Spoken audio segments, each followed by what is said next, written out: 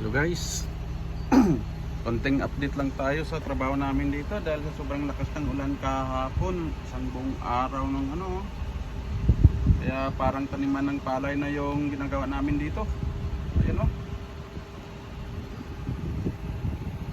So sa gilid ng kalsada. Tingnan nyo, sobrang putik na yung bucket ng machine na ginamit natin. Ayun kanina doon, nagbukay tayo ng linyada ng tilos. So continue ikot natin guys. Lima ko nito ang basa ng pagpakpil namin. Naputik. Yung bakit ng aking machine. So iswing natin itong machine guys para makita nyo yung ginagawa natin dito. Ayan parang taniman ng palay, walang pinagkaiba sa taniman ng palay. Sana uminit para matuyo itong ginawa natin. Ayan yung karugtong ng doon. Itong swell na ginagawa natin na pinakpilan namin dahil dumaan dito yung linyada ng waterline. Iwan ko ba bakit ganitong design, yung linyada ng tubig dito pa dumaan sa pinaka-kanal ng kalsada. So ayan tuloy. At sambahan na tag-ulan-ulan, nahirapan tuloy kami dito. Pero wala tayong magawa, ganyan lang talaga. Tapos yung job site na ginagawa namin dito, matubig-tubig na. Dyan sa kabila sa looban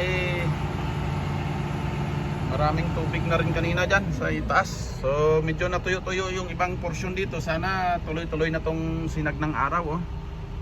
Pero may halo-halong clouds. Ayan maitim-itim pa rin. Sana wag nang bumagsak.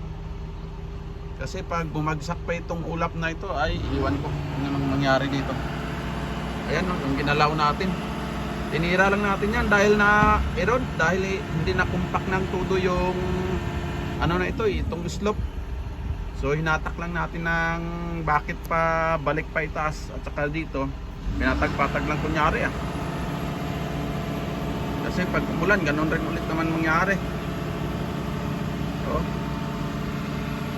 Wetland kasi ito. Tapos doon bukas kung walang ulan, papasok ulit yung mga kasama namin, mag-backfill tayo dito. Paano tayo maka-backfill sa ganitong sitwasyon? Yung tubig andyan na lang sa ginagawa natin. Natapos na yan sa dirt, bali loam na lang yung ilagay natin dyan, yung black soil.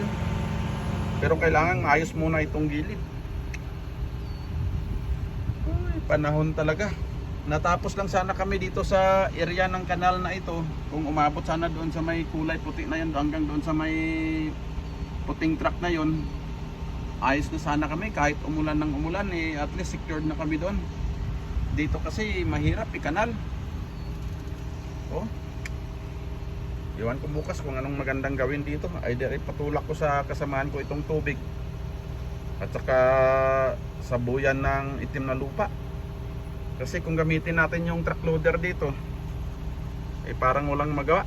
Kaya pag tiis-tiisan natin ganun talaga ang trabaho guys. So hanggang dito na lang muli. Maraming salamat sa inyo. Bye bye.